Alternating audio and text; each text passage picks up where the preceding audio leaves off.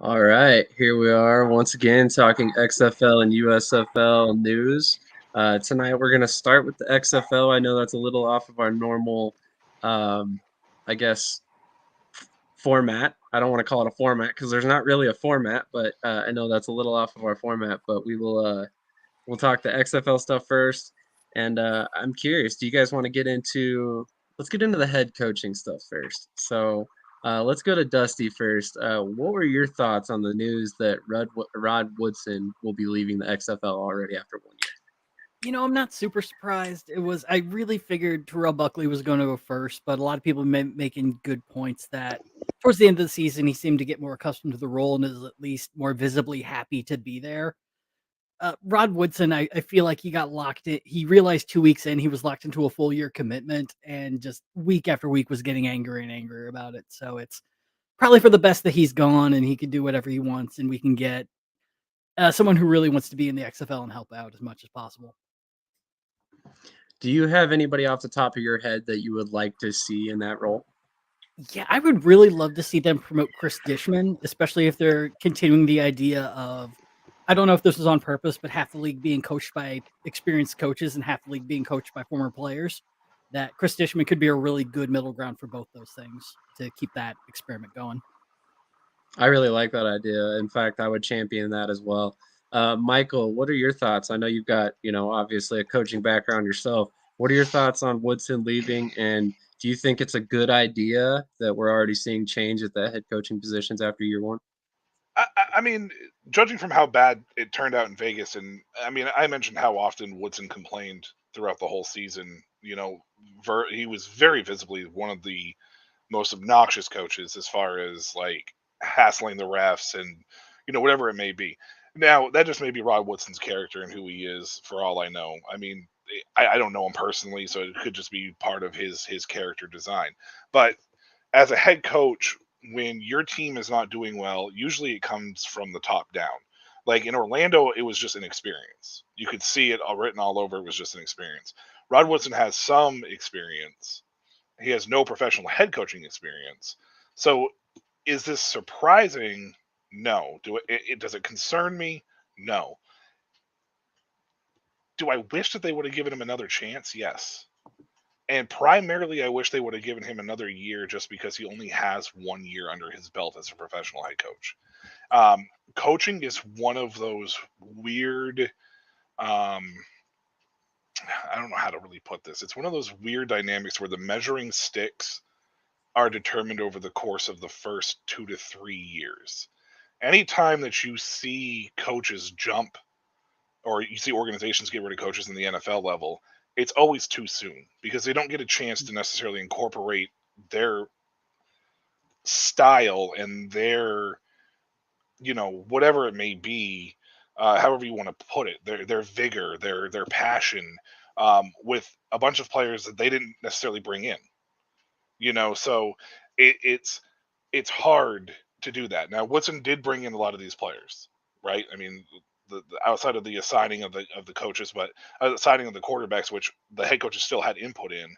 You know, he was the one that brought these players in for the most part with him and the GM that's over there. So, again, not surprised. I just wish they would have given him at least one more year to try to really see if he could right the ship.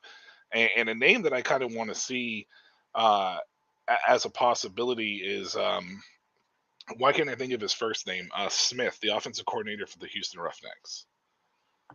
AJ Um, Smith. AJ Smith, that's it. I would say Austin Smith. I knew that didn't sound right, but AJ Smith was one that I would like to see. Pep Hamilton's name I've seen tossed out all over Twitter as well as a possibility. But I love Dusty's suggestion of Chris Dishman. Vegas' defense struggled a little bit, sure, but I don't know if how much of that was necessarily Dishman's fault in comparison to it just Rod Woodson just kind of being a little bit out of his element and never really getting comfortable in that role. That's completely fair. Pearce, why don't we go ahead and go straight to your thoughts? I mean, I'm sure you had some idea that Rod Woodson was, if anybody was on the chopping block, Woodson was possibly it. I would have thought Wilson. I definitely would have thought Terrell Buckley. As a Guardians fan, I could definitely see him on that list. But I think ultimately it was just kind of sad to watch Vegas play. Like, I mean, I think one of the big things some people like to throw around about it that I thought was interesting was the fact that they traded Luis Perez to the Renegades, and he would go on to be successful there. And if that had any implication of what's being let go, I just thought it was interesting in that factor. In that I don't. Did they really explain that process of like who kind of okayed it at all? Like, or did the GM make all the moves? Like, did Watson have any part of that? As far as the trade, Yeah. I imagine Woodson had some sort of say in it. To kind of counteract what you were just saying there, real quick, Christian. One of the things that I noticed was when you take a look at Reggie Barlow, and I mentioned it on a previous spring football report. When you looked at Reggie Barlow and you looked at Terrell Buckley later in the year, they really leaned into their coordinators and allowing their coordinators to kind of just do their thing. Woodson made a change at the offensive coordinator position, right?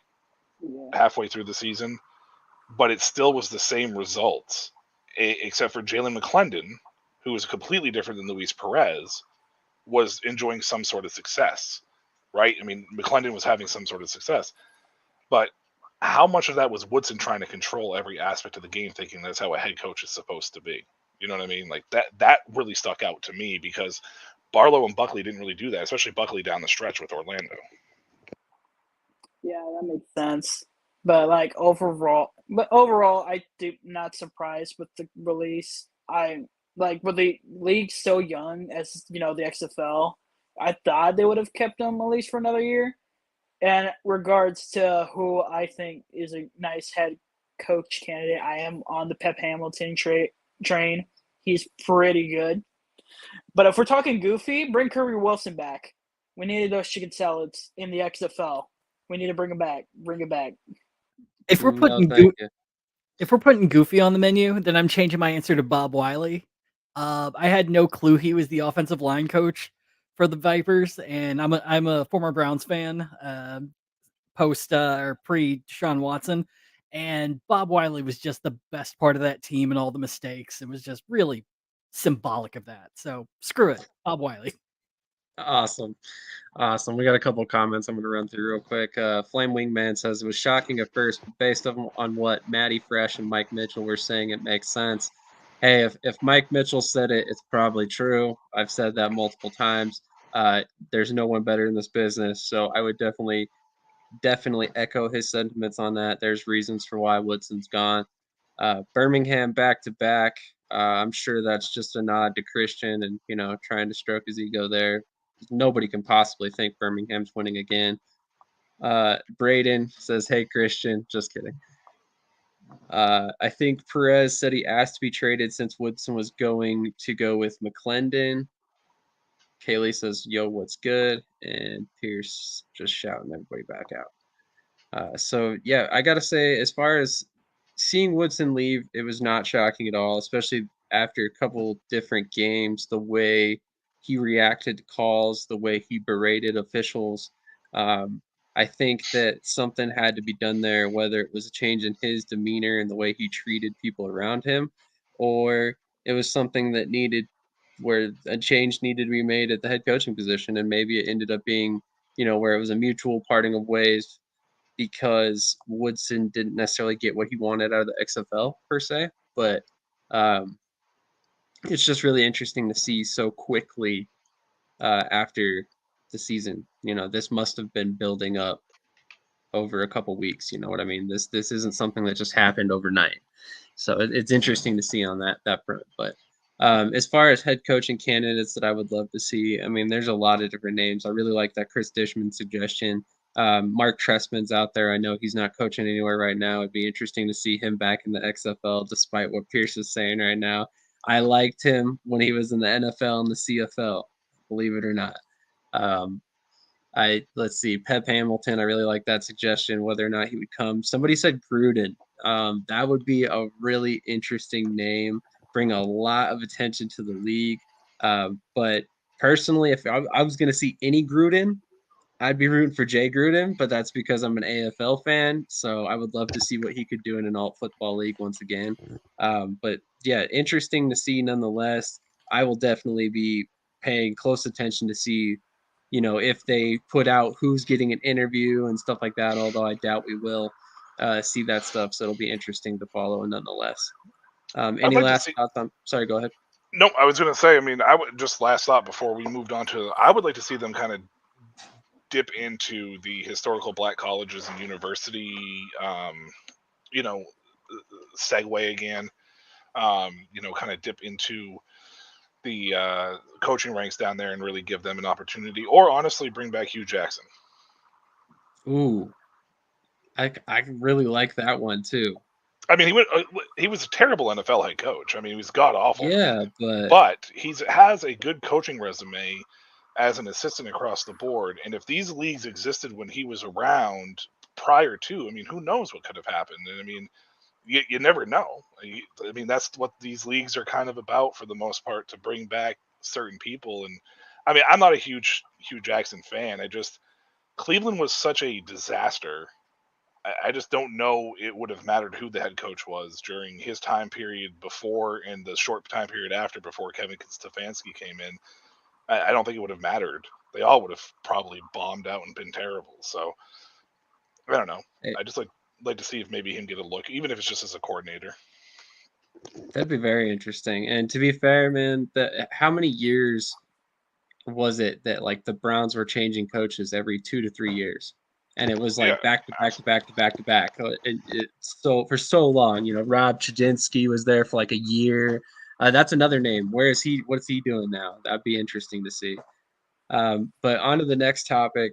The XFL, or a story came out recently that the XFL lost $60 million in year one, um, given their initial investment, what they had returned. Um, it, there's kind of a shock going around, I feel, that's a little unwarranted. Now, I don't want to insert my opinion before I get your guys' opinion. So let's go to Dusty first. What was your thoughts when you heard that 60 million number? Did that shock you? Did you think you were on par with what it would have been? I mean, not really. I think the number is just so big on its own. I think my brain was just like, what even is money? What is even all this about? But I think 60 million in the grand scheme, you're paying for using multiple stadiums, you're paying multiple players. It just it made sense. It wasn't the sort of number that would cause me to think, oh, they're not going to be around next year. I think about the only thing that did kind of give me concern was The Rock talking about, if we fail, we'll learn from this. That's not exactly the type of talk I want to hear, even if it's, cautious optimism or anything like that. But I'm not horribly freaked out by it. Nor am I, personally, obviously. I kind of alluded to that. But Michael, what are your thoughts on the $60 million loss? I know we've talked about it off camera, but let's give it to the people watching. Honestly, I just don't think that the people that are panicking about this understand business at all. And along and on top of that as well, a lot of the people that comment about this 60 million number, they look at the 60 million number like Dusty just said, and they go, "Wow!" But at the same time, like you got to figure the amount of money that's backing these leagues in general. Like from every standpoint that you can think of, 60 million really isn't that big of a deal. I know that The Rock responded to a tweet, and I read it. I don't remember if I shared it or not. I think I tried retweeting it, but he basically was just like, "This is long term. This isn't something that I'm here to do in a flash in the pan, make money, and get out of situation." They're set up financially. Like, I was reading the Sports Illustrated like article, but it was literally like a 3 paragraph, just them reiterating and regurgitating all the other junk that's been out there. And then, like, right in the middle of it, they're like, the XFL is actually financially stable because of the money that they're getting from the chunk of money they're getting from ESPN. And I was like, so what was the point of this entire article? Like, why are we writing this article at all? You know what I mean? Like, and it started with, I believe Forbes put out the article, or put out that it was a 60 million loss, but didn't put out, like, XFL's in jeopardy, blah blah blah. And if I'm not mistaken, it was an NBC owned news network that then dumped another article about the XFL is in trouble, blah, blah, blah. And it goes, oh, well, I can't imagine why NBC would ever do that, you know? And I just don't think sometimes these people that are commenting and understanding and all these experts that come out of the woodwork, truly just understand that this is a long game. It's not a short-term game. If the NFL started right now, the numbers that they're putting up wouldn't even be close to being feasible. I mean, we're talking about a league that's been around forever. If you include the back to the AFC days or AFL days, like it's night and day, and everybody wants to compare it to the NFL. Like these guys are going to come out of the woodwork and fire into the gates right away. XFL or USFL. We've talked about this numerous times. It's going to be a slow crawl to start. And there's a lot of hesitation around spring leagues because spring leagues have failed. And I will say that Sports Illustrated article was really disappointing because they mentioned the old USFL failing. But they failed to mention the old USFL failed because they moved to the fall to try to compete with the NFL. Not because they were in the spring league. They failed because they tried moving to compete with the NFL. And that was their doomsday. So shame on you, Sports Illustrated, if you listen to this or hear it by any chance, or somebody clips it and goes viral. I don't know. But shame on you. You might say that don't impress me much, Sports Illustrated. Pearce, what are your thoughts on this loss by the XFL in year one? I think Michael kind of basically nailed it down. Like every small business, any mom pop shop, when they first start off, it's gonna take a while for them to finally hit some positive. Like it's a business. Like of course it's gonna take some time. Like the numbers didn't shock me. I just think people are thinking it out of proportion. Like they're just kind of freaking it out because I don't know. Maybe it has to do with like people still remember how the AAF just blew up and how that went down.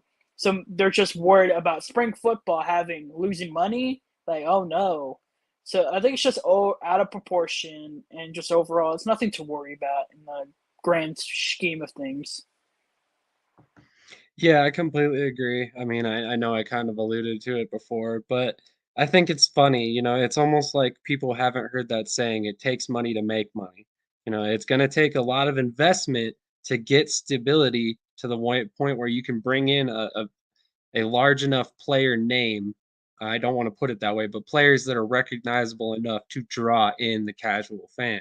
And that's what the XFL and USFL have done when they've brought in guys like Martavis Bryant, Josh Gordon, your AJ McCarrons, your Ben DiNucci's, and they're not necessarily superstars, but these are guys that people know, your Philip Lindsay's. And I know I named a bunch of XFL names and I haven't named any USFL names. It's nothing personal. It's just guys off the top of my head. But it's just I think both leagues are basically just approaching a different business model, and that's all it is. We're seeing really two case studies as to how you can approach a spring football league. And I personally have said it before. I know Michael feels the same. I think these leagues can coexist for many years. For long term, it's up to us fans to support both leagues in order to make it work. And once again, show up to games, buy the merch, watch it on TV. That's what matters.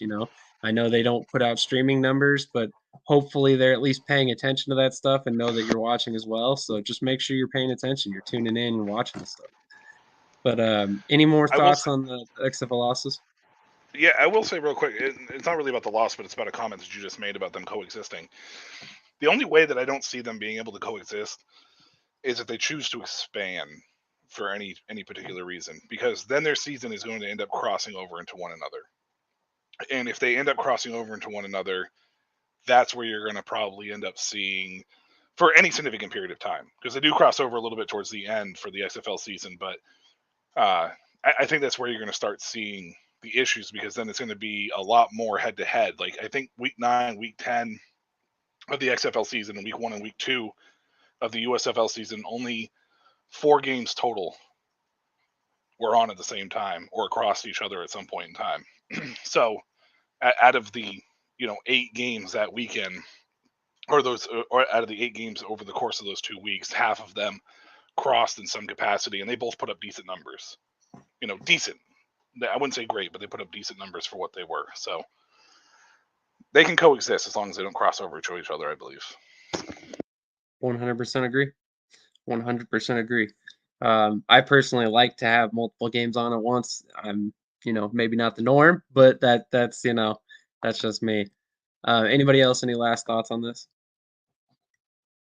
I mean, I will say, I think the thing the XFL has been doing really well at that people, I don't think these articles really mentioning is they are selling out stadiums. They're finding the audiences that have a hunger for this, whether it's in St. Louis or DC. And on top of that, they're also embracing really quick tradition, which I think is going to be enormous for the XFL, whether it's beer snake or cause law or throwing lemons on the field. The more they embrace that fun and allow people to enjoy that, the more you're going to start getting people in the stadiums as well. And the 60 million losses are going to just get smaller and smaller each year. I would agree. And that's basically what it's all boils down to. And I honestly think organically those losses are going to go down because there's not any major investment going out past this point. So after this, all that initial investment's already done. Now it's just building back the money that they already spent. So I definitely think that's something that people aren't really taking into account. And that's kind of interesting once again. But moving on to the USFL games, we're going to go ahead and look back at week 9, which, man, let's talk about the playoff picture real quick. We're heading into week 10, and there's one team right now that's clinched, and there's not a single team that is eliminated from playoff contention outside of those teams. That is unbelievable. I don't think I've ever seen that in any other football league ever. And I know the XFL had this pretty damn near the same thing. I want to say there was 2 teams eliminated heading into week 10, if I'm not mistaken. Somebody can let me know in the comments if I'm incorrect on that. I haven't done the research. I'm just going off the top of my head there. Vegas and So Orlando. That's what I thought. Vegas and Orlando eliminated. That's exactly what I thought. So, with that being the case, I think this is unreal parody, and I think this is something that we should be applauding. But it seems like a lot of people are upset about it. What are your guys' initial thoughts on the fact that we might see 2 teams come out of the North with losing records? Let's go to Dusty first. Sorry about that. Yeah, I mean, people were pissed enough when the Renegades got in, but ended up winning the championship anyway. So I think in a young league like this, it's less about people coming in with winning records and doing well and showing just how much fire is in these teams and giving people the opportunity to be able to make adjustments as the season goes on and prove that by the end of the year, they're the best team, even if the record might not show it. That's a great point. Michael, what are your thoughts on this? I think people just look for stuff to complain about. More than anything, the traditional, North Conference, South Conference, whatever. Well, an 8-team league, I wouldn't do it this way, and it's like, well, then you should start a football league and see how well it works. But they don't realize that the North and South it creates a natural, rivalries. It's not artificially driven. It's all naturally based, and if you take that out of it, like how much fun would it have been to see Arlington go down the stretch knowing that they weren't going to make the playoffs in week 7 because St. Louis was going to be the other team that got in, right? Like at that point in time, it would have just been like, oh, well, here's 3 weeks of, 4 teams that they're not fighting for anything, and so I think that people are just complaining for the sake of complaining. Now, the power imbalance is frustrating to see just because you expected more from certain teams. Like Philadelphia, we expected more from. I don't want to say that we necessarily expected more from Pittsburgh because they're doing much better than we thought that they were at this point in time. But New Jersey for sure was a team that we expected more from at the USFL level. So I'm perfectly happy with it. It's hard to imagine, and I say this but the XFL proved that it doesn't matter. But it's hard to imagine that the champion's going to come from the North. But we said that about the South in the XFL, and Arlington went on that run when they got hot there. So anything's possible. That's the biggest thing is anything's possible in these leagues, and I'm perfectly all for it. I think it's great for the league, especially in the South, and even the North. New Jersey's win this past week was, over Philadelphia was huge for them. So Yeah, I'm happy with it. I'm fine with it. It's perfect for me. Let me just say as well that game from either fan's perspective was a good game all the way up to the last minute.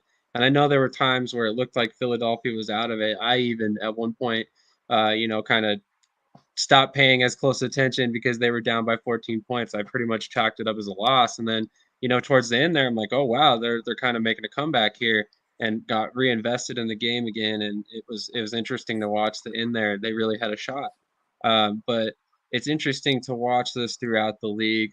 Pearce, what are your thoughts on this? I know you've probably got some strong ones. Well, I'll just ignore the fact that my team's the only team that made it to the playoffs last week. But I kind of just want to. I feel like Michael nails it. People are just complaining. People are just complaining. They just like to complain, and I don't know. Maybe they're just upset because Birmingham's in it again. But I mean, and at the same time, they're not watching the games. Like Michael also said, foresight. The Maulers look good. Jersey put up a good game. Like, I would love to see the Maulers go into the playoffs, regardless of the record. Record's really kind of in the end of things not doesn't make up a whole team.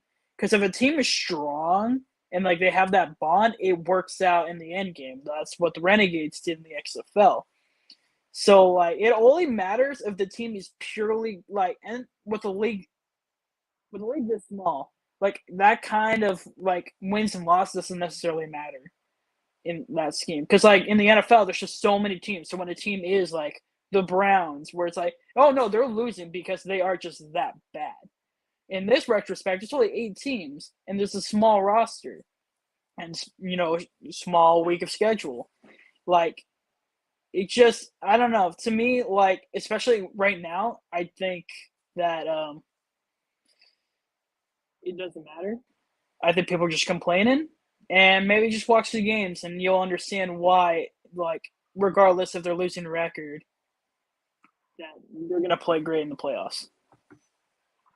I think that's a fair point because regardless of which team you look at in the North, the Maulers have been better than what we thought they were going to be.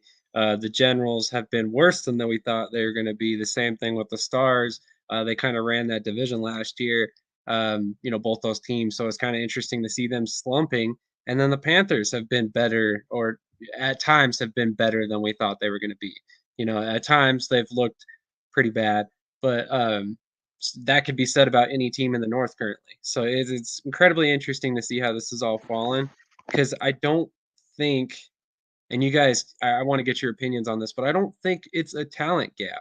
I really don't. I mean, I think there's a lot of talent on these North teams. In fact, some of the bigger names, we got a Corey Coleman, we got Breland Speaks, we got Reuben Foster. Some of the bigger names in the league are in the North Division. So, what are your guys' thoughts? Do you think there's a talent imbalance, or is it simply just the way things have fallen? For me, from a standpoint, when you lose that many players, top tier players in general, to another spring league, initially, it's going to make it feel like there is. But I got to be honest, I haven't seen it. The only spot that I've really truly seen it is in some of the backup quarterback play, but I feel like you're going to get that in any league for the most part. I don't feel like you're going to get that, like we've seen some pretty bad backup NFL quarterbacks. They come in and they're pretty friggin' terrible. So Nathan Peterman. So there's no there's no really big way to gauge this, but I think overall, like, what was it, Sam, that we were talking about heading into the year? It was offensive line and cornerbacks. I think the XFL and the USFL were struggling to find the best quality players there because I think they're both deeply, like, they're both rich in talent, but it's just finding that right combination that's going to work for you. And if you're a top tier O lineman and you're a top tier cornerback, you're playing in the NFL, and there's no and or if buts about that. So, regardless if you're number 7 on your squad, you're going to be there. So, I think overall though it hasn't been bad. I really don't. I don't think it's been a huge talent drop off, and Maybe it just appears that way because the USFL are playing each other, and all 8 teams have the same, are in the same boat. I guess you would never really be able to truly know unless you took the XFL and put it against the USFL. And I know right now there's a bunch of people that are jumping for joy. Yeah, let's do that. But I mean, I don't think there's really a way to gauge it, to be honest with you. That's completely fair. Dusty, what are your thoughts on this? Do you think there's a talent imbalance? I kind of thought there would be going in. I figured there was going to be a lot of people who were, with the XFL, you're playing for the Rock and you're playing on, it's a quote unquote higher caliber amount of money going into it. But it's been so nice to go from one league to another, and it feels like I'm still watching amazing games, just slightly different. And just about the only times I've really felt like there might be an imbalance is when watching the Panthers and Maulers, where the Panthers O-line just kept falling apart over and over and over again. But that's not something they've done every week. So I think we're watching more just, it's not so much a power imbalance as it is teams. The winner ends up being the team that can coalesce the best together each week. And that's just so variable that it can create these, I guess these close standings, if that makes sense. 100%. Pearce, what are your thoughts? I mean, like for me, it's kind of what I went in. Well, when that happened, I wasn't paying attention. So it's a small league. Like I think relatively, even when top players go out, we're gonna get new, better players. Like Troy Williams, he plays pretty well. So like I think there's never a run out on talent, especially with the league this small. Like you're gonna always find talent. So to me, like the only things that maybe get me is like maybe some coaching problems, like New Jersey rolling, with the double quarterback system. Like that's getting old. Or like Panthers constantly starting Josh Love.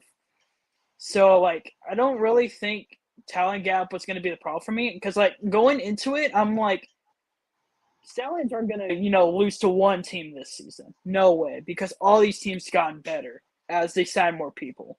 Like I knew it was going to happen. Same with the Stars. Did it hit harder for other teams? Yes, but like I think overall, like it's gonna just get constantly better, and then it's just gonna put up great games. Sam, right before say your say your thoughts here, Pierce brought up a good point, and I was going to mention it right after he was done. Uh, it, I was actually expecting the coaching drop off more than I was necessarily the player drop off. Not because I don't think there's any talent that there's not talented coaches out there that aren't coaching in general. I just wasn't sure if the USFL, with as many turnovers, they had what, half the league have new head coaches. It was four new head coaches. Seeing that was going to be able to bring it in. And Curtis Johnson is coach of the year in my opinion, and you're not going to tell me otherwise.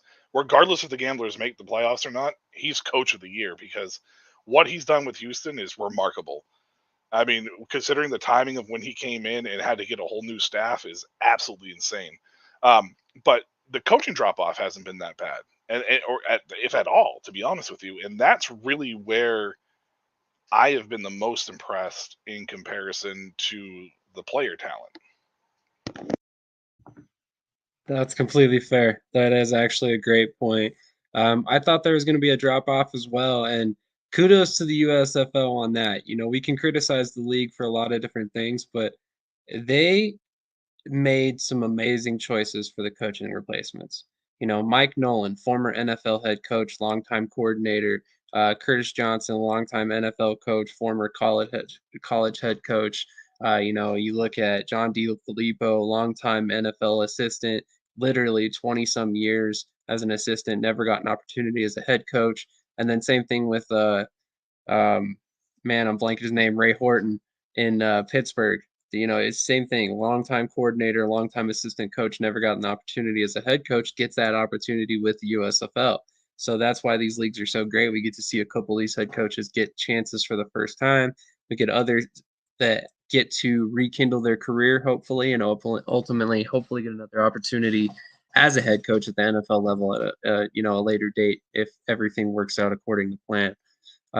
We are going to take a short 30-second break. We'll be right back after this commercial. SeatGeek is the ticketing app for fans like Boomstick Lady.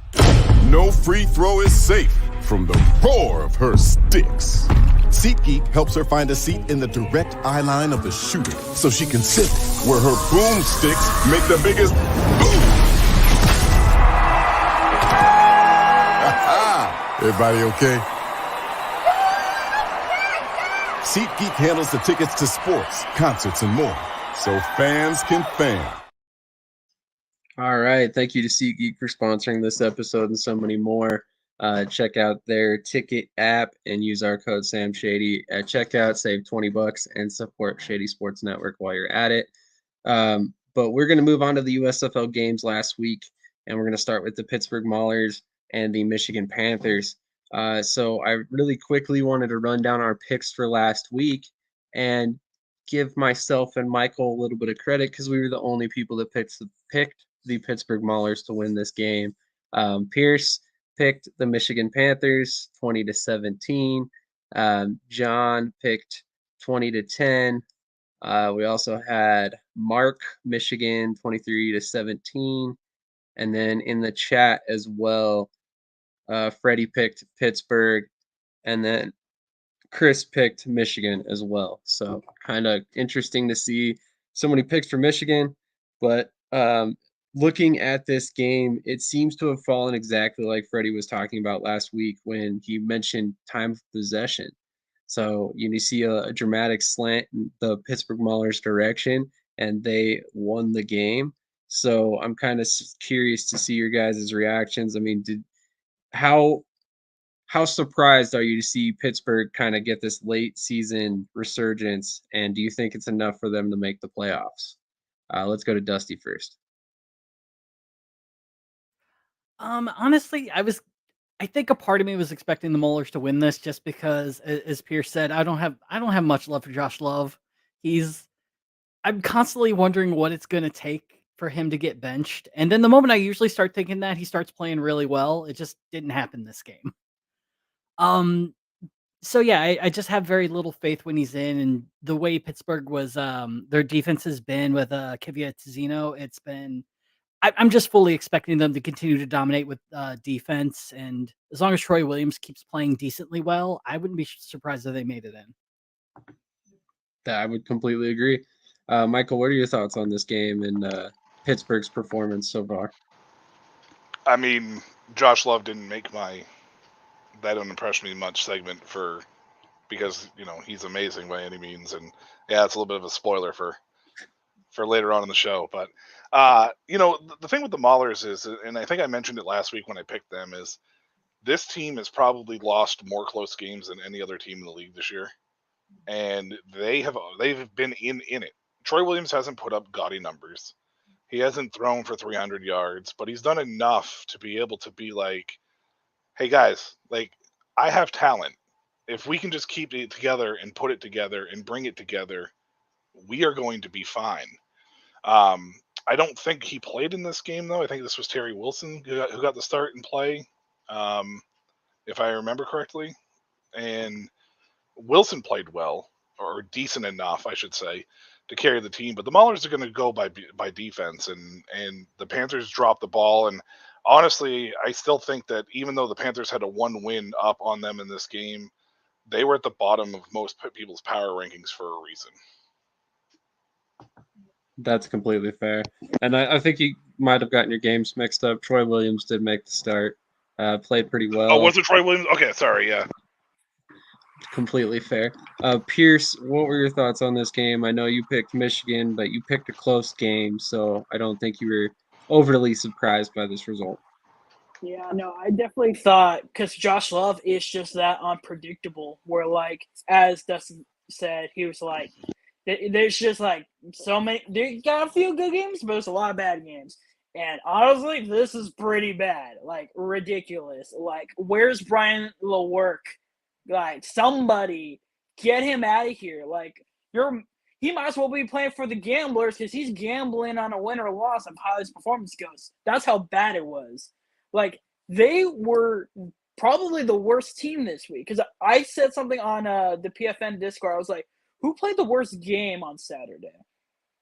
Between the losers. And I'm like, Michigan had a lot of 3-and-outs. And this game was winnable. Like, the score was a lot closer than I would imagine. Like, the Panthers just blew up in a bad way. And, like, the Maulers, kudos to them. Troy Williams still killing it. I think Mondre London had himself they actually used him a bit more in this game. And like I said, I really think the Maulers are probably going to make the playoffs. That's my safest bet. It's just they're going to make it. Do they beat the Stars? Well, I don't know. But, like, I really like the Maulers going forward here. That is completely fair. I expected Pittsburgh to win this game. I expected to be closer than it was. But yeah, like you said, that this was one of Josh Love's worst performances so far, and that's saying a lot because he loves to throw interceptions, all puns intended. We are going to go into your favorite segment that you didn't know yet because the spoiler's already been put out there. So we'll go into that. Don't impress me much.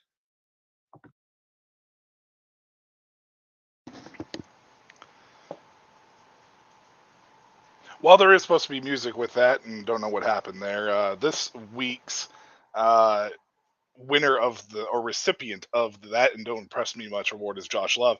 I mean, let's just face it. The Michigan Panthers were one up on the two of the three other teams in the Northern Conference over New Jersey and the team they played, Pittsburgh. And Josh Love goes out there and throws one interception and one touchdown and 4 interceptions. If you are trying to get into the playoffs and make a run, regardless of where you are, you cannot put up that kind of performance. Not all of it is Josh Love's fault, because it is a lot of it on his offensive line as well. But 1 touchdown, 4 interceptions, 57% completion rating. Sorry, Josh, but that don't impress me much, man. That don't impress me much. And there was music and then Darius Victor's.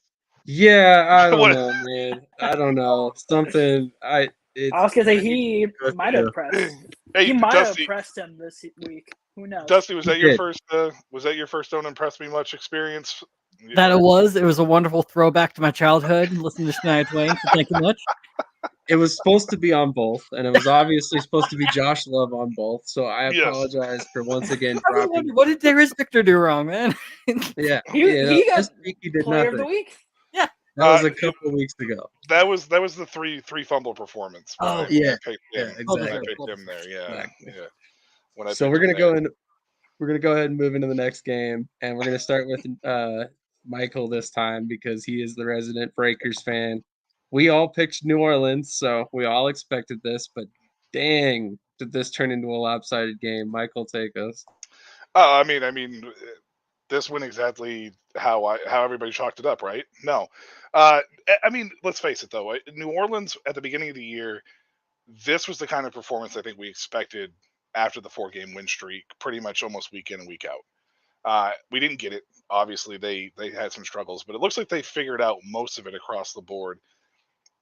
Memphis's 5-game win streak, while it was super impressive for what they did and what they went through, the overall team has kind of felt like they've kind of just skated by in a majority of games. Like they've been there and then they just haven't. Like if you look at the time of possession was very, very close.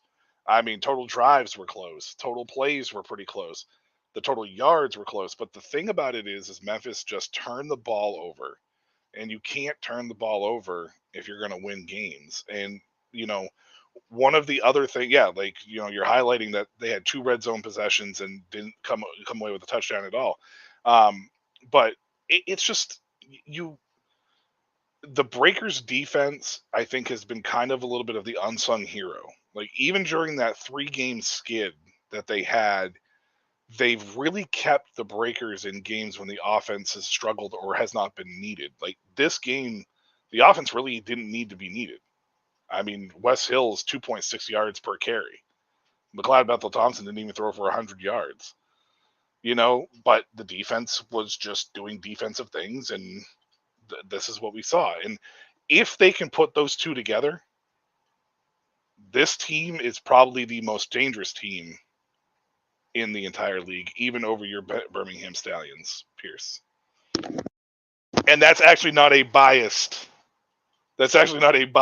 analysis, I promise. That's just 100% just how I feel because of how well that defense played during that 3-game losing streak. That's somewhat fair. Pierce, I'll give you the chance to go ahead and respond to that right away. Well, first of all, I wanna applaud the Breakers for once ever since the league's gone. Thank you for finally showing off how bad the Showboats are. I've been telling you guys how much frauds they are. They're basically were the Vikings last year. They just got too lucky, and finally they got their pants pulled down. It took them forever, and to top it all off, because I saw on been on Twitter, apparently they're basically out of the playoffs. Because in order for everything to go right, they need to there's a couple wins and losses, but they got to beat the point differential, which is apparently 63, because they had 2 blowouts, one in Birmingham and then this game. So it's not impossible, but they're basically done. So the Showboats are basically gone, and finally, just everything went down, and this game was terrible for the Showboats. The turnovers were bad. Cole Kelly was bad. Everything just didn't work out. And the Breakers, I feel like they didn't even need to try eventually. Like you said, Beth Thompson, he barely threw. I don't even know if West Hills had a great game. It was just, ridiculous. But, ultimately, I'm just very happy the Showboats are basically kind of dead to rights at this point. Breakers, they're going to probably put up a good fight, especially, after Gamblers game. I hope they put up a better fight than that. And we'll get to that, next part. But ultimately, yeah, this game wasn't what I was expected. And thank you, New Orleans, for exposing these frauds. Yeah, Michael said it best. Talk about a defensive performance. But Dusty, what are your thoughts on this game? Man, so I ended up not being able to see the second 3 quarters of this game due to the lightning strike and the many hours of postponements. But I did get to watch the highlights, and Cole Kelly looks just like the most terrified individual out there on the field. It's just anytime he's now under pressure, his feet aren't set. He's desperately trying to huck that ball up in the air, hoping for Vinny Papale to be under it. But it's just it really sucks to see a guy who you thinks this guy might have potential. He might have a way up into the NFL, even third string or something, just from the way he's been playing recently. And then for his Achilles heel to be a little bit of pressure is just heartbreaking. So Cole Kelly, one of his biggest things was in college with Southeastern Louisiana, was he put up gaudy numbers rushing the ball. And he runs the ball now, and he just looks like a giant lumbering lumberjack out there. I don't know how he put up the numbers he put at Southeast Louisiana. I'm not much of a guy who says, level of competition and stuff like that, but it makes you wonder because some of those runs, it's like me running. I mean, geez, he's got longer legs than I do. Maybe it's a thing where he was breaking tackles. I mean, I'd have to look at the statistics, but I haven't really looked at his college career, to be quite honest. But as far as the New Orleans defensive performance, I mean, if you look at the screen right now, it's pretty impressive. You've got 5 sacks, 6 tackles for a loss, 3 interceptions, 8 pass deflections, and a touchdown. You also had 2 forced fumbles and recoveries. Just unbelievable performance by this defense. They not only won this game for the Breakers, they literally carried an anemic offense through to the finish line that probably wouldn't have scored any points if it weren't for the fact that the defense gave them favorable field position several times over. Like Dusty said, poor performance by Cole Kelly all the way around, who has been pretty encouraging over the past couple weeks. Just interesting game all the way around. I expected Memphis to do a lot better than they did. I did not expect this to turn into a blowout. In fact, just to give you guys some ideas, literally every one of us projected this to be a score of 27 points for the Breakers. And then all of us projected the Memphis Showboats to be over 20 points. and it's just crazy to see them only score 3 points on the day and have 5 turnovers. I didn't see that coming at all. But moving on to the next game that we all picked unanimously, that of course was the Birmingham Stallions game. We all picked the Stallions to win in this game, so give me just a second to pull up the stats. But Pearce, why don't you go ahead and kick us off with your thoughts on this game? Well, let me tell you first thing. The first half almost made me took I had to change underwear because that was very much a frightful half. And like I don't know what was going on with our offense. Nothing was working. And like our defense once again, as always, keeps us like there. And then somebody brought up like what I thought was interesting was there was a stat line I think of just like how often the Stallions would go into like within a 2-minute warning and score. They probably do it more often than not. I don't remember the exact stat. I would have to pull it up. I think Luke Miller pulled it up, but and then just after that, it seemed like that first half never existed. Just like it never existed, and we just took over the game. And then so one of my points last week too was that Bahar was going to be a problem. I don't think he relatively played bad in this game, but he did have that fumble pick six where he like threw it out and got a pick six off of that. Won't say that was what I was thinking of, like he's a liability, but that was a pretty terrible play. Like start Terry Wilson already. And Mark Thompson, which that dude, I don't know if you all saw it on Twitter before the game. He was saying something about MVP, and he was like, "I'll answer all the banter." And he didn't do much. They didn't score. It was all field goals.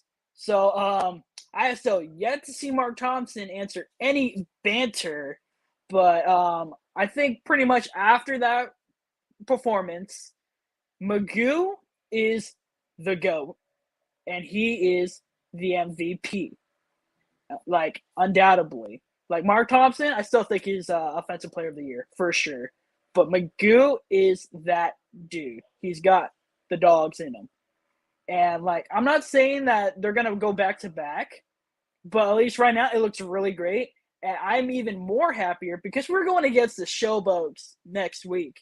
And after their performance, I hope we go 42-2 again. So I'm very optimistic.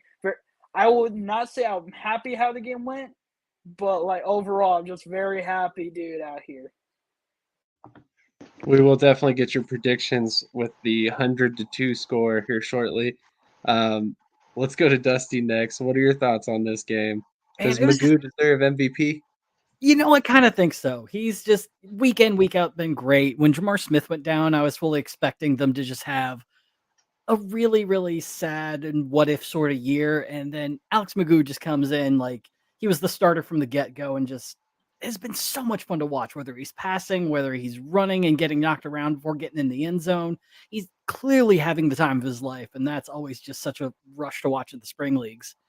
That being said, CJ Marable was a lot of fun to watch too. It's great to see him getting used a bit more.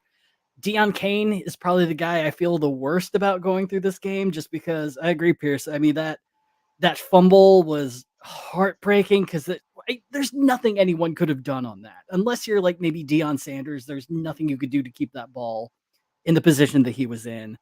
But being able to score a touchdown and being able to kind of keep going, it just shows the kind of guy that Deion Kane is. And yeah, against the Showboats, that's rude to make them play this team. The Showboats should just be allowed to take a vacation.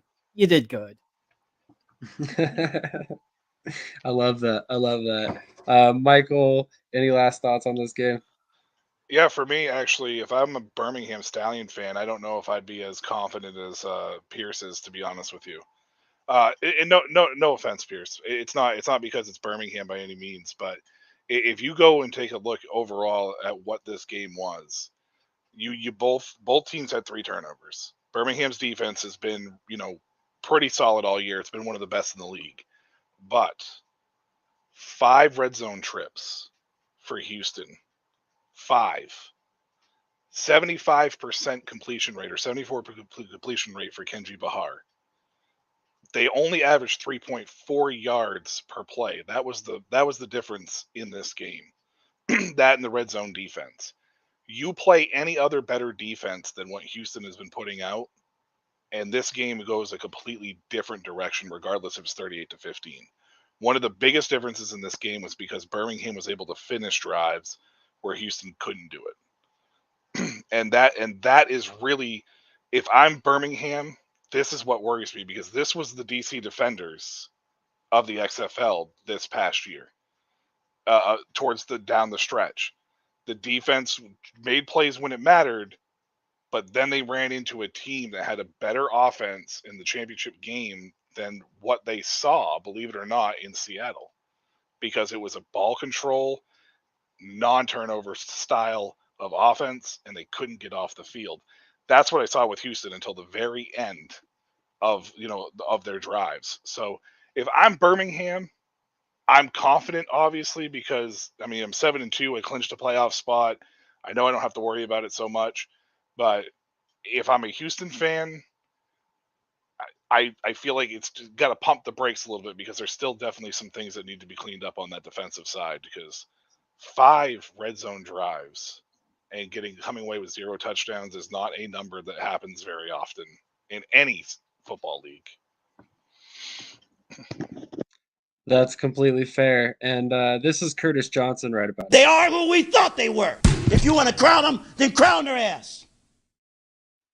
I'm sure Pearce will get a crack at that one. But yeah, I mean, honestly, man, the Stallions, the way they've been rolling through this league, it has been impressive. It's been impressive. I made the joke about who thought they would have won, but let's be real. Honestly, it's been a given that the Stallions are going to be competitive every week, no matter who they play. There isn't a team in this league right now that looks like they can really give them a run for their money, except maybe New Orleans. And even New Orleans right now has had some flaws that I wouldn't say we could necessarily attribute to Birmingham quite yet. But I'm impressed by Magoo's performance. I think he's cemented that he deserves to be an NFL quarterback. Whether it's a practice squad guy or something somewhere, I think that he's done too well protecting the ball and ultimately doing enough to win games that I think that an NFL team is going to see him as a viable QB3 or a QB4, maybe, if that's what it takes. But I do think that he's very viable for a practice squad spot somewhere. But moving on to, in my opinion, probably one of the most disappointing yet exciting games was the New Jersey Generals and the Philadelphia Stars. Which, if you look at the box score here, it looks a lot closer than it really was at points in time. In the third quarter, I believe we were down by 14 points at one point, if I'm not mistaken. The Stars brought it back and had a pretty good conversion thanks to a penalty on a 4th and 12 attempt. So they were able to continue that drive and keep going. But I want to get your guys' thoughts on this game first. Let's start with Dusty on this one. I mean, first off, I'm both happy and kind of surprised that DeAndre Johnson made it back this quickly and was still able to play as well as he did. After they made the trade, or I don't think they officially traded, but when they got Eric Barrier, I just kind of figured, oh, he's probably done for the year, and we're just gonna, just watch the Generals limp along until the end of the year. And so to see them come in and play with as much fervor as they had was pretty great. That Darius Victor touchdown, just seeing him just kind of hop in the air and get folded midair and still get the touchdown was kind of amazing. But yeah, you can't rule out Case Cookus ever. It's like he takes it personally anytime someone's up by a large amount, and it was just a blast of a game. I definitely feel like the Stars towards the end, if it wasn't for that one Hercules Mataafa fumble, I think Case Cookus, if he had an extra second, was going to get that 4th down and make for a very interesting final. Definitely agree on your thoughts. Let's move to Michael next. Michael, what were your thoughts on this game? Did you expect the Generals to win? No. But I also didn't expect DeAndre Johnson back. And I think I mentioned it last week that if he did come back, that it would be a lot, more of a chance for the Generals to win. This team's a completely different team with DeAndre Johnson in there. I think we could put to rest whether or not they trust DeAndre or whether or not they should trust DeAndre, because it is a completely different offense when he's in there. My biggest thing in this game is Philadelphia. Uh, it's a roller coaster every week. Offensive line still has issues. The defense is still struggling. I mean, New Jersey averaged 7 yards a play. Case Cook has had a sensational game, but he is going to get himself killed.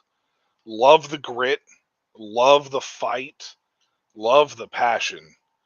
But I am shocked that we didn't hear this guy had a broken rib, a dislocated hip, a busted Achilles tendon, 2 torn ACL. I mean, like, it just felt like he was grabbing every part of his body throughout the course of the only part I don't think he grabbed was his gluteus maximus the entire game of like some sort of hurt and pain. Like, I am shocked that this dude came back out of the medical tent. I am shocked. If he continues fighting like that, it is not going to bode well, unfortunately, for the Stars down the stretch. But they have some things they need to clean up, and I think the Generals kind of exposed it a little bit, especially on the defensive side of things. But your lack of run game, dude, like Philadelphia's lack of run game is disappointing to watch. It is awful to watch right now. Pearce, what were your thoughts on this game? Yeah, so this was a very impressive performance, I think, from Cookus and the Stars going into the second half. You know, the first half, obviously, not that great. Generals were just doing great. They looked better with DeAndre Johnson. Like, if I recall, I think I chose the Stars to win just because I think they had a bit more star power. Not in this way. I didn't think it was going to be like this at all. This is actually a very shocking score. But, like, the Stars probably would have scored. Like, if there was more time, I feel like this game would have just kept going until, like, somebody just passes out. Like, this game was very much like an entertaining game going to the second half. And, like, I think Michael puts it down. Like, Cookus, like, how long is it going to take for him before he just falls apart, you know? Like, Stars, like, and they're not in the safe spot. They're not in a safe place for him to just, like, okay, like, maybe we'll just take it back for Cookus, maybe sit him out. He has to play next week, and they got to win it. So it's a little concerning of just, like, how long this Cookus got and how much can he keep going before they're going to have to shut him down. And Generals are an interesting team going into, you know, the last week, considering that they couldn't make the playoffs. I'm still not convinced. Like, I know Victor always had a great performance.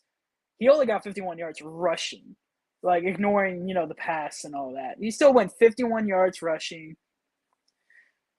And I still don't feel convinced about the Generals overall. I think Johnson does add, you know, an edge, but I feel like it's too little too late for the Generals. And overall, I'm just more shocked that the Stars came back and probably could have won the game. And just overall, like, this was just a fun game to watch. As a football fan, this was just a fun game to watch, you know. And overall, it was just a fun game. But just on the grand scheme of things, I'm not, you know, I'm just anxious for both teams going into the next week of how those is going to go. And we still love you, Case. We still love you here at Shady. We still love you, man. We love Case here. I love Case. He's so good. I'm a Mugu guy, but he's good. I love going against Case Cookus when we do. 100%. I mean, they're technically 1 and 2 right now in the standings as far as leaderboard for passing yards and touchdowns. In fact, I think, yeah, actually, Case Cookus this past weekend just topped the USFL record from 2022 as well. I think it's only by like 34 yards so far. And then he's 1 touchdown away from topping the record as well, which we know has already been broken by Alex Magoo, just to say that. He has broken the yardage record. I think he's about 2,250 yards passing, and I think 15 passing touchdowns, if I'm not mistaken. Pearce, do you know? I do not. I know he's up there. I know he's pretty up there last time I checked, because I did check, because I was like, I think Cookus is pretty solid as a quarterback. And I looked it up. I think he had a pretty good rating aside from some, you know, other guys that just played a little bit. I think Magoo was leading in quarterback starting passing rating. I'm pretty sure. There you go, 18 touchdowns. Sorry, I was a couple off. So Kukis is number 2 in touchdowns. Magoo is actually not leading in yards. I apologize. It's McLeod Bethel Thompson. Magoo's 3rd in yards. He's probably going to top the record this upcoming weekend. He needs 200 and I think just under 200 passing yards to top the record. So we'll have three different quarterbacks to top the record from last year passing yards wise, and 3 different quarterbacks that should top the passing touchdowns as well. Although, again, not a very high bar. It was 2,014 yards and 14 touchdowns, so not very exciting numbers by any stretch. In terms of the performance by the Stars, there's a lot I could say about this. I mean, the lack of a run game has been something that we've had for 2 years now. Last season, it came on towards the middle of the year. Similar to this season, I thought we were finding our groove again. Matt Colburn goes down again, similar to last season. We had Dexter Williams here. He stepped in. I thought it would be okay. It just hasn't been. For some odd reason, Dexter Williams does not look like the running back he was last year. I know a lot of that has to do with the offensive line, but he's the bigger back of the two. So I expected if anybody was going to have a decent performance in spite of the offensive line, I expected it to be Williams, who has a little bit more in the contact balance department in terms of, yards after contact and all that. But it just hasn't panned out that way. And then with the offensive line, I mean, we had Drew Himmelman step in at left tackle. He really solidified the offensive line, and we had a couple games where we had a lot less sacks. But this game, he ended up leaving the game at one point, and ultimately it boiled down to a situation where we just couldn't protect Case Cookis at the end of the day. There were oftentimes free runners on the blitz, and it really, really is concerning to see that protection was being slid the opposite way. And more than once, a free runner was allowed at Case Cookis's backside, which you can't be allowing. I mean, if you're going to allow for a free runner, he needs to be able to account for that, whether it's by throwing the ball, making a move, doing something, and he can't do that when he doesn't know the rusher's coming. So whatever adjustments we need to make to fix that issue, it needs to happen by next week. Otherwise, we're going to find ourselves on the outside looking in the playoffs, and probably 4-6 if it continues the way it has. But moving on to, sorry, go ahead. You know that I was actually impressed with Case owning up to the free runner being his fault, not getting the ball out fast enough. I thought that was a very good leadership role quality in a quarterback, but I don't understand how you let that happen 3 separate times in the red zone or green zone, whichever you want to call it, depending if you're an offensive defensive guy. That's the concerning part to me. Is there was 2 drives, there was 3 separate times though that there was a free runner coming in and you guys were heading into the end zone and it resulted in field goals. That needs to be cleaned up if you guys are going to want to make the playoffs here. 100%. 100%. And that's a big reason why I say it needs to be on his front side. I mean, if you can see that, Case is a pretty mobile guy. I'm not saying that he's going to escape every sack attempt, but there's a possibility there that he sidesteps a rusher and throws the pass. At least a possibility. But when that rusher's coming from his backside, we have no hope. He's going to get leveled every time. He's going to continue to get injured. And I'm actually shocked, like Michael said, that he came back out of the medical tent. I thought that he was going to end up being done for the season at that point, and it was going to be the Vadley or Kevin Thompson show, and I was waiting for it. So, it's amazing to me that he's only missed 1 snap all season long, and I'm going to be talking about that again in my preview, so a little spoiler alert there. But he is the definition of a warrior when it comes to an offensive player, especially at the quarterback position. To see him continue to take these hits and still get back up, I understand why players play hard for him, because you're getting his all. You see him getting the crap beat out of him every week, and he just continues to get up. And this week, I think he took a bigger hold on this offense than he has in weeks past.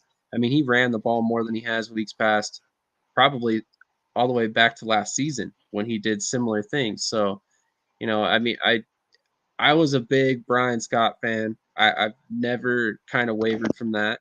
I still think he's the more talented overall passer, but you can't argue with the leadership of Case Cookus and the way he approaches the game. You just can't. And I did for a while, and here we are. So now I'm a big fan of his, and I have a hard time rooting against the guy. He just continues to defy the odds. But let's go ahead and get into our prediction segment. If nobody else has any final thoughts on that. But we're going to go ahead and start with the Pittsburgh Maulers at the New Jersey Generals. That is 11 a.m. Mountain Standard Time, 1 p.m. Eastern, and it is broadcast on USA, as you can tell. So let's go to Dusty first. We normally do score predictions, but you don't have to feel obligated if you don't want to. I mean, I might as well make a fool of myself. I'll guess on that. I think the Generals win this 24-18. Chris Blewett gets all 18 points. As much as I like what Troy Williams has been doing, I think this last win is really going to light a fire for the Generals, and Darius Victor's just going to be a giant bowling ball for most of the game. That is fair. That is fair. Thick thighs save lives, right? Michael, what are your thoughts on this game? I'm going to be the contrarian again, and I'm going Pittsburgh in this situation. I think that they've been in close games all year long. New Jersey is just finding their footing. I don't suspect that they are going to see the same kind of softish, no offense, type defense that the Stars play with the Maulers. And I think Pittsburgh is going to win another close one. This game will probably end up being like 23-21. Interesting. If that's a 2-point game, that's going to be another good one for sure. Pearce, what are your thoughts on this game? Like I aforementioned, I just feel like it's a little too late for the Generals. Like, I don't think they got everything put together. As the Maulers, they're kind of just on a hot streak right now, just how they're performing, win or lose. And I just think the Maulers, like I said, they're my favorite to make into the playoffs. I think out of any team. And I think they're going to really put this game together. I don't think they're going to put it, like, really out there, but I do think it's still going to be relatively like a one-score game. But I'm going to go with Pittsburgh 23-17. Okay. Another relatively low-scoring game, almost identical to Dusty's score, just flip-flopped. I am actually going to go with New Jersey as well here. I personally love the fact that they got very creative this past weekend. You saw Cam Eccles-Looper throw a pass. You saw Darius Victor throw a pass. DeAndre Johnson was very efficient. And I think if they can continue this formula against the Pittsburgh Maulers, which will be much tougher, to be granted. I don't want to take anything away from the Maulers' defense. They've been playing well. But I do think that DeAndre Johnson's the X factor here. I think he's really, really, really hard to stop when he runs the ball. And it seems like they're giving him a little bit more freeway to do that now. So I think they're going to ride him into the playoffs 27 to let's say 21. I think that might be a little high, but we're going to go with it anyway. Let's move on to the next game. We got the Birmingham Stallions at the Memphis Showboats. Dusty, how big of a blowout do you expect this to be? Man, I don't want to go too big, but I'm pretty like 35-10, I think. Just because I don't think Todd Haley's going to deal with losing hope throughout the game very well. He doesn't seem to deal with that well in general.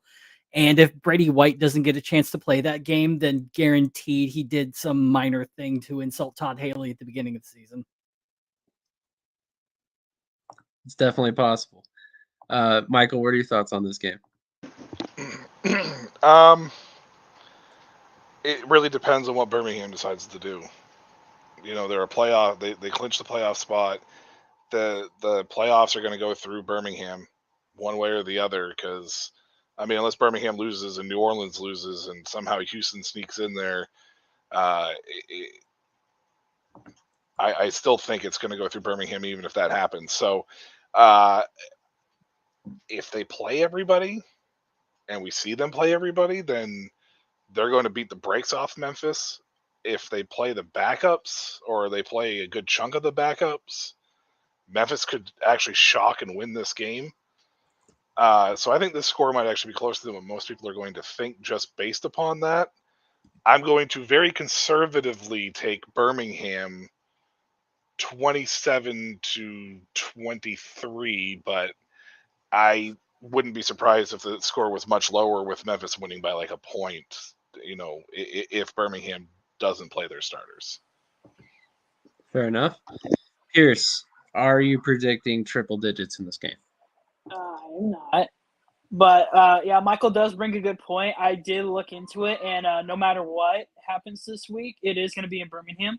So no matter what, it's going to be in Birmingham. So I think that is very much crucial. I think just as small as the roster is, they're probably going to play a lot of the starters. How long they're going to stay on the field is the difference. But I think ultimately I think we're just the better team overall. I think we even got the better coach. Todd Haley sucks.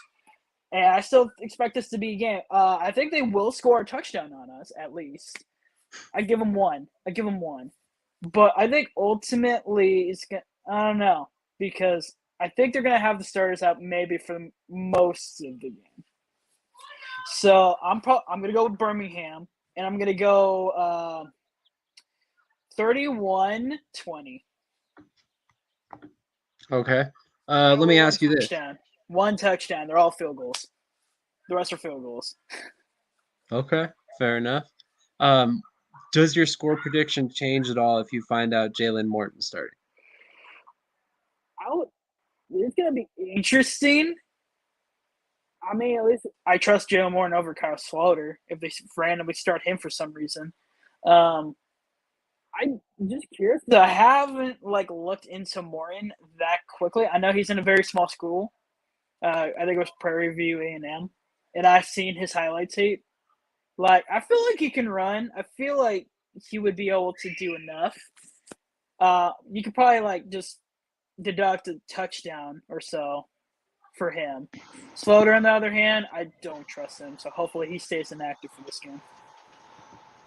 That would be my one concern is Morton over Magoo. Just because you don't know what you're getting, overall. That would be my one concern.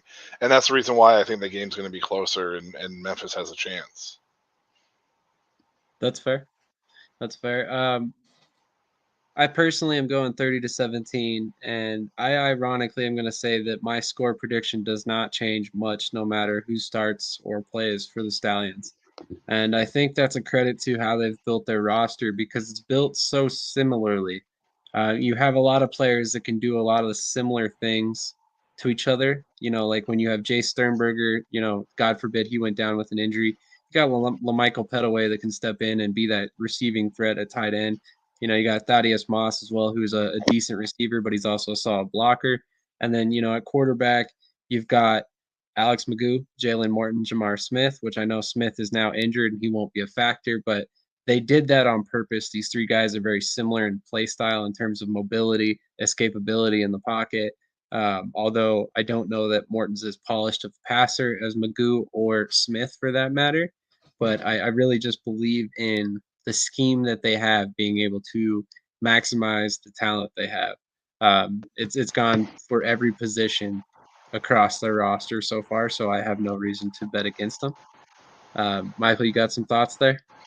Well, I think that loss in this translation is the Showboats front four has been one of the best in the entire league. Even with Morton being back there, I think that if Morton is back there, I should say that I think Memphis is going to load up and make Morton try to beat them with his arm. And I think that does change things.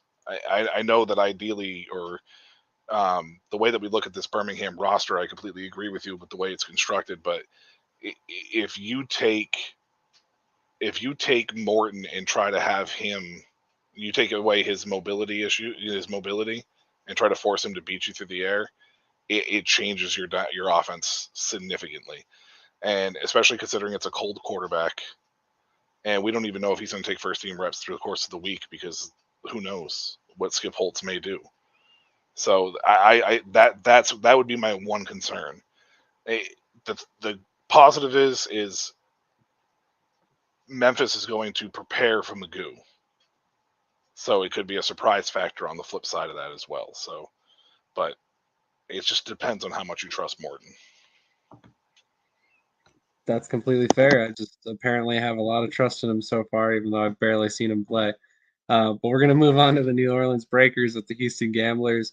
This might be one of the best games of the weekend. I go out on a limb and say it will be. Let's open up with Dusty again. New Orleans or Houston? God, I honestly don't know. I've been going back and forth on this one.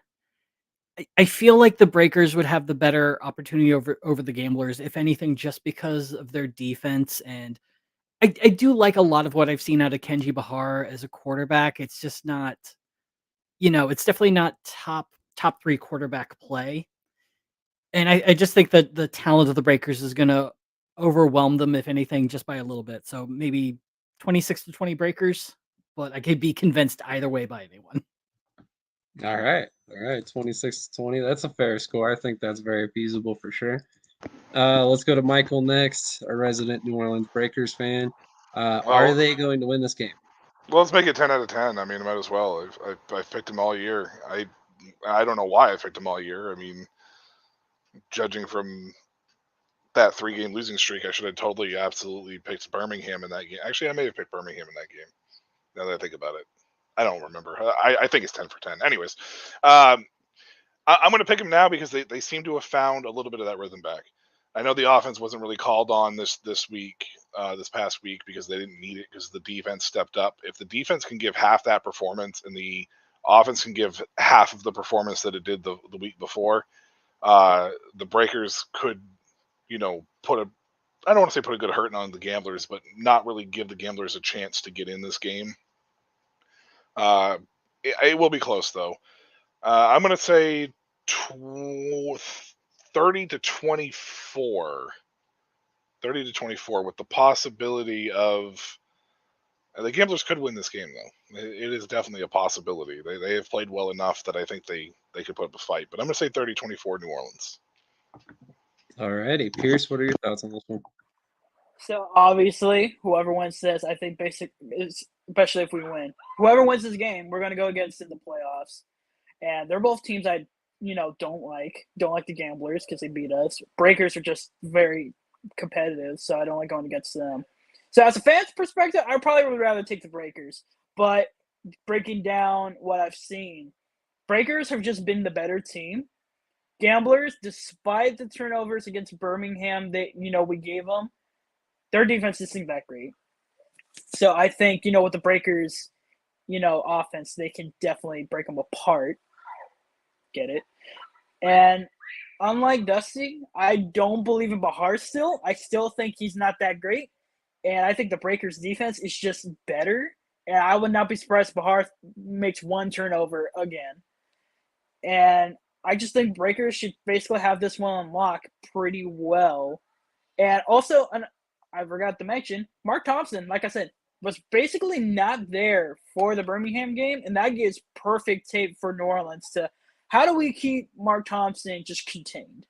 Because I don't think really any team up until that point really knew how to do it. And Birmingham at least showed them something they can use. And I think the Breakers are going to definitely take advantage of it. So I'm definitely going with New Orleans, and I will go 31-14.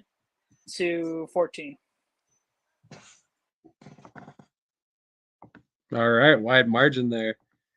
Pierce's beard is on the Sam level of Bahar's play. I don't even know what to make of that, Pat. Do I You're got a gonna have beard to going explain on? that a It's little bit. chops. Just the chops. Just the chops. On this game, I'm going to go ahead and suggest that the New Orleans Breakers will also win, although I think it's going to be a close game. I'm going to go 30-27. I liked what Houston showed me the last couple of weeks. I think they're a good team. I personally am a big fan of Kenji Bahar. I wanted to see him start last season. I don't know why they rolled with Clayton Thorson all season. And here we are with Bahar starting this year anyway and playing pretty well and progressively better and better, it seems, throughout the season. So I'm very excited about Bahar's level of play. I think he's a big reason why. Oh, man, completely made me lose my train of thought. Pearce, Fall Out Boy has requested that Pearce become their new lead singer. That is hilarious. That is hilarious. Okay. On that note, on to the Philadelphia Stars versus the Michigan Panthers. I can't even talk at this point. So this game is going to be very interesting because if Michigan wins, two sub 500 teams will enter the playoffs.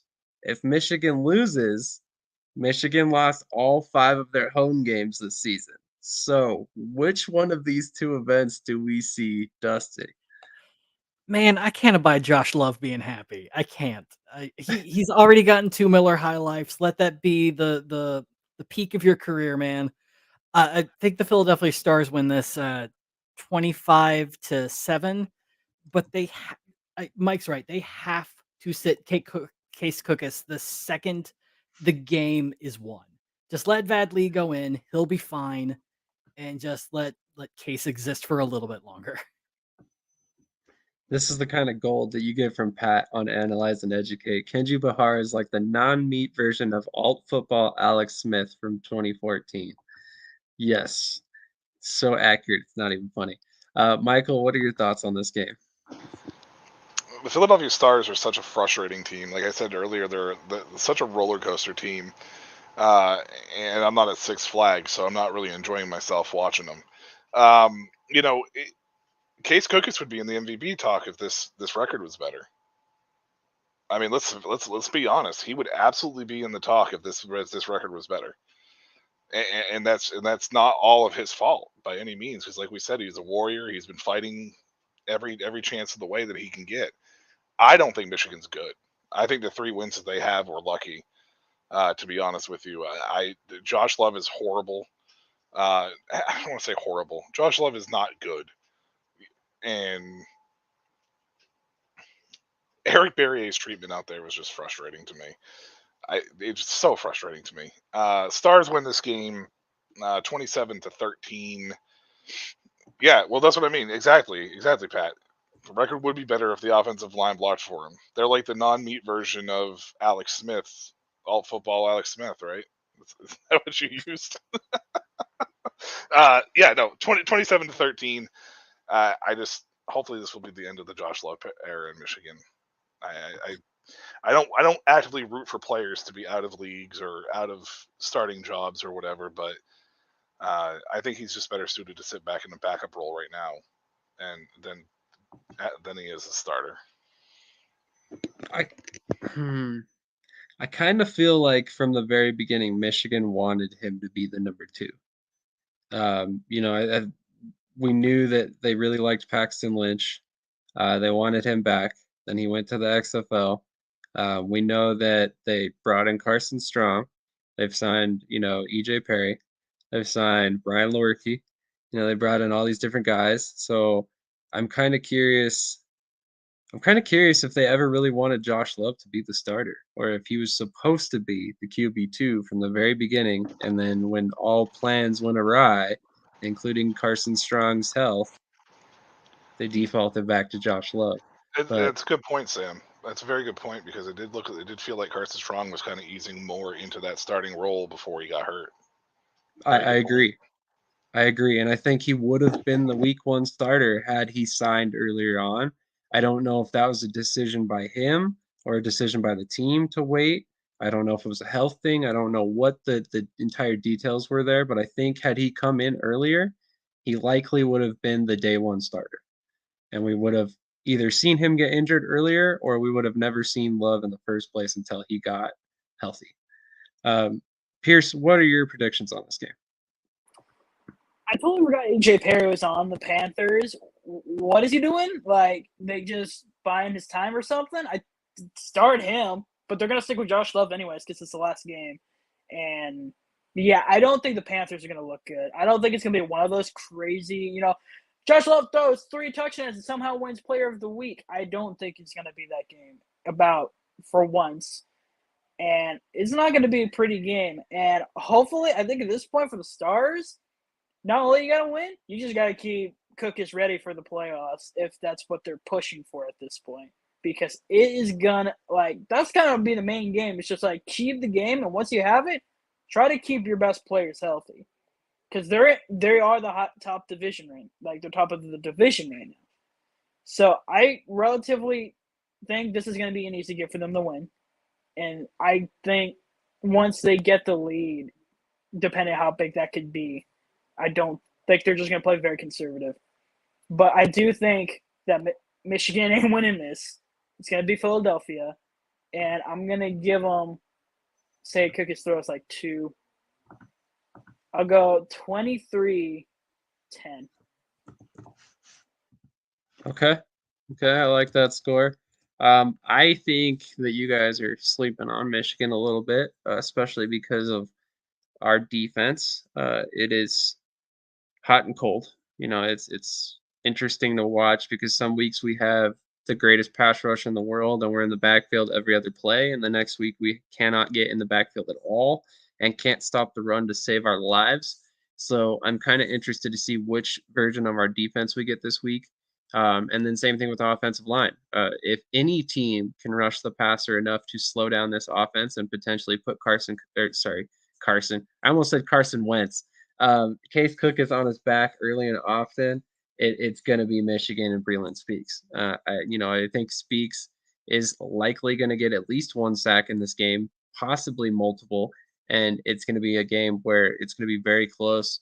I know that Philadelphia ultimately is technically at home as well, so I don't think home field advantage is really a thing in this game per se. But I do think that Philadelphia ultimately pulls it out, but it's going to be very close. I'm thinking 20-17 Philly. Scooby Wright was just transferred to the inactive roster. I don't know if he was supposed to come back or He's on the he was inactive roster? He was just transferred to the inactive roster. Because he's on IR. And So I don't. Yeah, they must have. And Michigan signed Tyree Johnson, a defensive end from Texas A&M, and they transferred him to the inactive roster, obviously, for the weekend. Just some late news for you guys there for the USFL. That's awesome. That Scooby's off IR because I don't know if you guys have been paying attention on Twitter, at least Birmingham side, but Scooby's, I think he's been basically saying he's been ready for the past couple weeks, but like how IR works, like he wasn't able to get off the IR. So there are, all these Birmingham stands like, we want him back out, take him off IR. So it sounds like he got off IR and he's gonna miss this game, but that means he's gonna be ready for the playoffs. So that's great to hear that news. Definitely agree. Hopefully he does return for the playoffs because that was a big thing. I know there was a petition going around to allow him to return from the injured list to play in the playoffs. And I think it was one of those things where ultimately it was a good idea. He's a big name. He draws a lot of eyes to the league. He's one of those guys that he's a big personality on and off the field. So he definitely draws a lot of attention in a good way.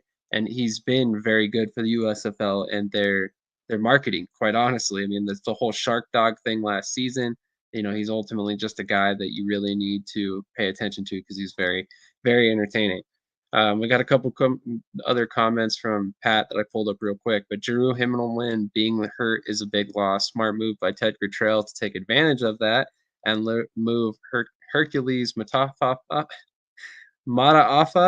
from the right side to the left side to take on Aaron Cervais. So, yeah, 100% agree. There's a reason why Mataafa had 2 sacks on the day, and then Carson wanted to throw out the combine. It delayed his signing. So that makes a lot of sense. He really wanted to take that last opportunity to get in front of NFL scouts, although it didn't pan out for him. So it'll be interesting to see what happens with his future, given the fact that he was injured. But with all that being said, are there any last thoughts from anybody before we get out of here? Shout out to the Denver Nuggets for winning the NBA championship tonight. Oh, they won? They won. There we go. Yep. I said they were going to win on 4, but I'll take the 5. Even though I'm a Spurs fan. I'll take the 5 too. I was not surprised to see it end in Denver, and I'm super excited that the Nuggets have won. Denver native here. I live in Colorado, so way to go Nuggets. Awesome to see the Avalanche. What's that? Jokic deserves it. That dude was crazy. 100%. And not to put the Nuggets on a pedestal, but they deserve it as a franchise. They've never even been there before. So the fact that they went and won is unbelievable, and it's awesome to hear. So we have the Stanley Cup last season. You know, the Nuggets won this season. So hopefully that means the Broncos 2024, maybe. We can hope. I mean, Not with the Chiefs and the Chargers in the division. Not Yeah. going to happen.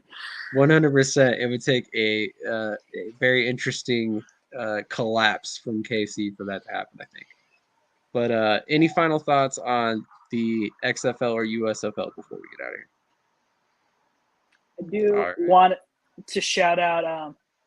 It's not related, but Tom Grossi did make it on Pat McAfee's show talking about the 30 and 30. So that was a real awesome moment, seeing that, because now he's definitely got more. Last call, I think he's got over 135K in under Wow. 2 weeks.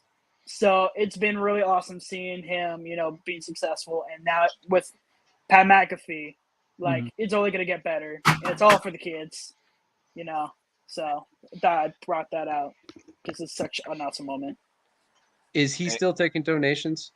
Yes. I believe if you go on his YouTube or on his social media, he's got the links up and everything. Very nice. And that was for the Children's Hospital, correct? St. Jude. St. Jude. St. Jude. Awesome. So, And, once again, great cause. And I just want to say that with the USFL winding down, football's still not over. CFL week 1 just started. EFL is going into their 3rd week. So I have a podcast starting.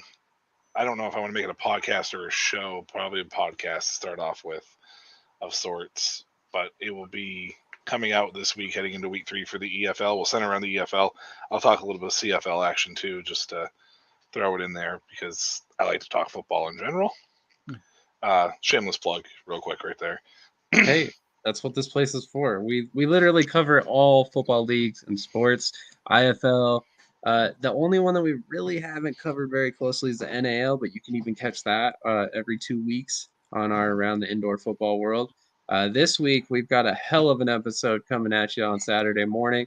So get up bright and early for your pregame warm-up show, I guess you could say, at 8 a.m. Eastern, because I know how everybody loves to wake up early and watch football podcasts early in the morning. But we've got some amazing guests. I'm not going to tell you who quite yet, just on account of you never know how things work. But I definitely think this is going to be an episode everybody wants to tune in for. If you like indoor football, there are definitely going to be some names in this episode that you recognize. So jump on that with us Saturday morning. Like I said, 8 a.m. Eastern, we go live. We're up for an hour and a half, 30 minutes on each league, the IFL, the CIF, and the NAL. And we'll be talking the Omaha Beef and the championship, the IFL playoffs shaking out, all the craziness going on in the NAL, so much more.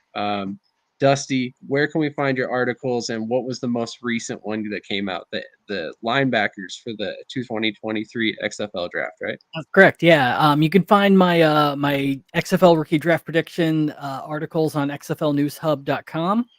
Like you said, the newest one just came out was linebackers. Defensive backs can be coming out probably tomorrow, and then a very weird article on specialists because I'm learning everything about what makes a long snapper valuable, and that's been a lot of fun. All right. I'm interested to read more about the long snapping and the intricacies. That'll be interesting to learn. Pearce, what do you got in the works? I know you just had your Quentin Flowers video drop. What's next for you? As of right now, I'm kind of just laying dormant. I've been sitting on some scripts, so I will be working on those. And then you did bring up arena football, and it just reminds me of, Jonathan Bain. My thoughts to him. That was, I hope he's doing well. But, yeah, I'm not really have anything at the moment. But when I do, just check out Pearce Sports Productions on anything on the internet, and you'll find me. I forgot to talk to you about it, but I've got a project that I'm very interested in getting your help on. So we'll talk off camera about that. But yeah, shout out to Bane. I hope you're doing well, man. If you see this, thank you so much for tuning in. Scary moment, really scary moment. You never want to see that for any player, any league. It doesn't matter what you think about that person as a person. But I can tell you from for firsthand perspective, Bane's a great person. Every conversation I've ever had with him, he's been nothing but the utmost respectful to me and everybody I've dealt with around him.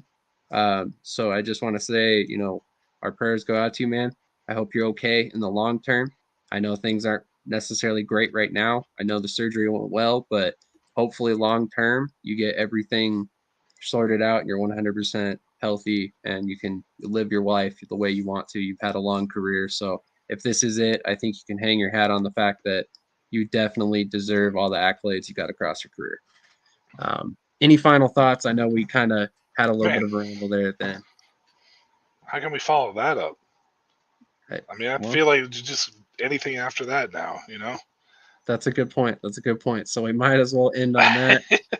Thank you, everybody, for watching. Really appreciate all you guys tuning in. Hopefully you were entertained. If you were, hit that like button, comment, subscribe to the channel if you haven't already. We are Shady Sports Network, Pearce Sports Productions, also on YouTube. If you're catching this on Snowmon Multimedia, thank you for watching there as well. Hit that subscribe button wherever you're catching this and catch XFL News Hub articles and Pearce Sports Production, like I said. And we'll catch you in the next episode.